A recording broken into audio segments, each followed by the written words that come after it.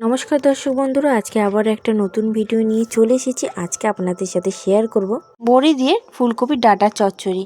সম্পূর্ণ আমি নিরামিষ আজকে করব রান্নাটা। এখানে নিয়েছি আমি ফুলকপির পাতাটা আমি বের করে শুধু ডাঁটাটা নিয়েছি, সরু সরু করে কেটে নিয়েছি। এখানে সবজি নিয়েছি শিম, কুমড়ো, কাঁচা লঙ্কা, টমেটো, বেগুন, আলু আর শিমের দানা। শিমের দানা তরকারিতে দিলে খুব সুন্দর একটা টেস্ট হয়, আর এমনিও শিমের দানার তরকারি খুব ভালো হয় খেতে। আর এখানে দেখুন আমি কড়া বসিয়ে দিলাম, কড়ার মধ্যে দিয়ে দিলাম 2 চামচ সর্ষের তেল। তেলটা হালকা গরম হয়ে গেলে দিয়ে দিলাম কিছুটা বড়িটা নাড়িয়ে চাড়িয়ে তুলে নিতে হবে। তেলটা একটু বেশি গরম হয়ে গেছিলো, তাই কয়েকটা পুড়ে গেছে। যাই হোক, আমি বড়িগুলো নামিয়ে নিলাম। কড়াই দিয়ে দিলাম 5 চামচ সর্ষের তেল। তেলটা একটু গরম হয়ে গেলে দিয়ে দিলাম 1 চামচ গোটা জিরে, একটা তেজপাতা 2 টুকরো করে, আর একটা শুকনো লঙ্কা 2 ভাগ করে। জিরেটা ভাজা হয়ে গেলে দিয়ে দিলাম কেটে রাখা আলুটা আমি বেশি ভাজবো না, হালকাই ভাজবো। এদিকে নাড়ি চাড়িয়ে আমি আলুটা ভেজে নিচ্ছি। আলুটা আমার হালকা ভাজা হয়ে গেছে। এই সময় আমি দিয়ে দেবো কেটে রাখা বেগুন।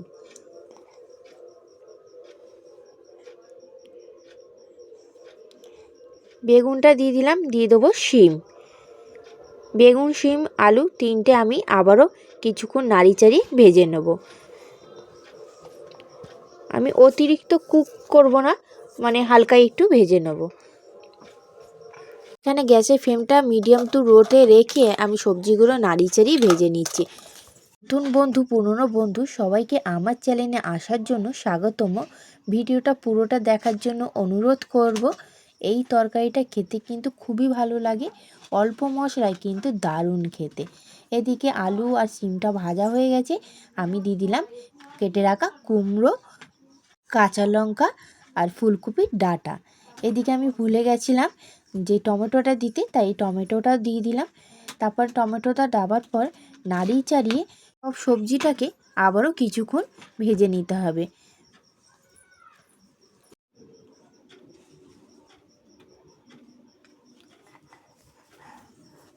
এবার আমি দিয়ে দেবো স্বাদ অনুসারে নুন। এখানে আমি 2 চামচের মতো নুন ব্যবহার করেছি।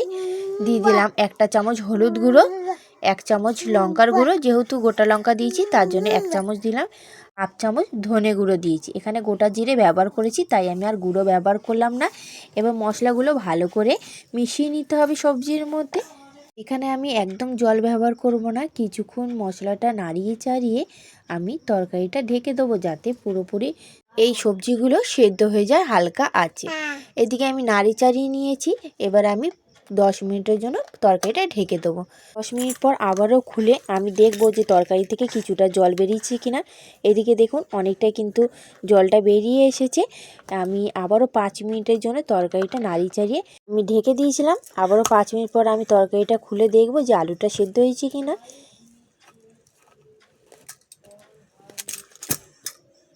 এদিকে আমি শিমটা দেখে নিচ্ছি, শিমটা কিন্তু সেদ্ধ হয়ে গেছে, আলুটাও আমার সেদ্ধ হয়ে গেছে। এই সময় দিয়ে দেবো বড়িটা দিয়ে কিছুক্ষণ নাড়িয়ে চাড়িয়ে আবারও আমি ঢেকে দেবো 2 মিনিটের জন্য, যাতে বড়ির মধ্যে ঝোলটা যাতে যায় ভালোভাবে।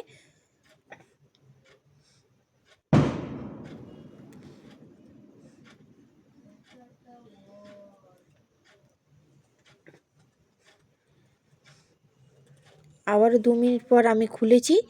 এবার বড়িটার মধ্যে ভালোভাবে তরকারি ঝোলটা ঢুকে গেছে। আমি এবারে দিয়ে দেবো মেন জিনিসটা, সেটা দিতেই হবে, না দিলে চচ্চড়ির টেস্টটা হয় না সেরকম। তো আমি দিয়ে দেবো 1/2 চামচ চিনিটা দিলে খুব সুন্দর চচ্চড়ির টেস্ট হয়। এদিকে চিনিটা দিয়ে কিছুক্ষণ নাড়িয়ে চাড়িয়ে আপনাদের দেখাচ্ছি বড়ির মধ্যে ঝোলটা গেছে কিনা। যারা নতুন দেখছেন অবশ্যই একটুখানি অনুরোধ রইল, আমার চ্যানেলটা সাবস্ক্রাইব করে রাখবেন, যাতে আরও তাড়াতাড়ি ভিডিও আপনাদের কাছে পৌঁছাতে পারে। ঝোলটা কিন্তু বড়ির মধ্যে ভালোই গেছে। আমি হাতের সাহায্যে দেখাচ্ছি, গরমও আছে তাই ভালো করে দেখাতে পারলাম না। চলুন এবার নামিয়ে নেব। এদিকে রেডি হয়ে গেছে বড়ি দিয়ে ফুলকপির ডাঁটার চচ্চড়ি। এতে কিন্তু খুবই ভালো হয়েছিল, আপনারাও একবার অবশ্যই বানিয়ে দেখবেন। আমার ভিডিও যদি আপনাদের ভালো লেগে থাকে লাইক কমেন্ট করে দেবেন, আর ভিডিওটা পুরোটা দেখার জন্য অসংখ্য ধন্যবাদ।